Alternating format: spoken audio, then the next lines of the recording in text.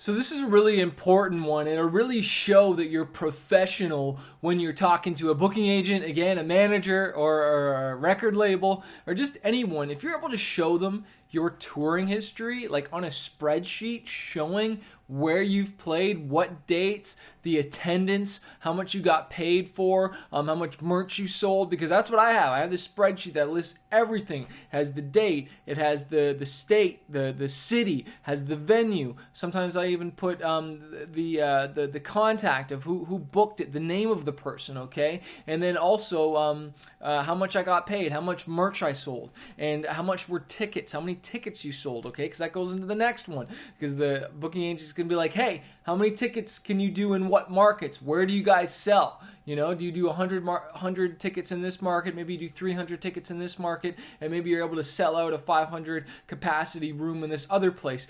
This is gold and really important information for an agent to decide whether they want to work with you, or even just to say, okay, this is where I can focus on them, and then we can branch out from there, and they can help form a plan and put together a plan to grow you even bigger. So I always say it's really important to keep track of your history, man. It's helped me so much, you know, to go back and see where I performed and how I did, what the attendance was like, because it triggers my mind. And if I can see the numbers, that I can be like, oh, okay, I don't even know if I even want to go back and play there because it wasn't a good show, you know? Nobody came out, or maybe they just didn't buy a lot of merch. Why do I want to fill that date up and go back there when we can go somewhere else and focus on better markets, right? It's not about just touring the whole world. It's about, you know, focusing and really like going where it's working.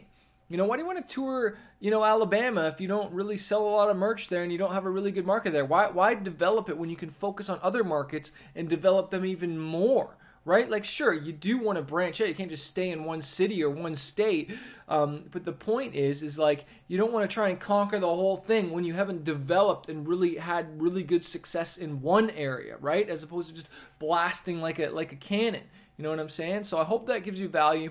Put together your touring history. If you don't have one yet, well, and haven't played a lot of shows, well, then that's something that you got to work on and start playing more shows, right? And if you haven't got one together and you have played a lot of shows, go back and go find the old posters and whatnot and get down with your band and whatnot and see if you guys can remember and draft that out, because it'll really show that you're really professional and you got your crap together. And especially if you've got your, you know your ticket sales, you know your business, because that's what's really important, man. This is the music business, and you want to make sure you got your business together, because again, that will separate you from the rest of these artists that are just, you know, flying by and so artistic that they don't even know their business, and then they end up wondering why they go broke, because they're not managing their business properly. So you want to separate yourself from that, and so that when you do talk to a booking agent, you're ready. What is it that Abraham Lincoln says? I will study, I will prepare, and my time will come. Your time will come, and you want to make sure you are prepared.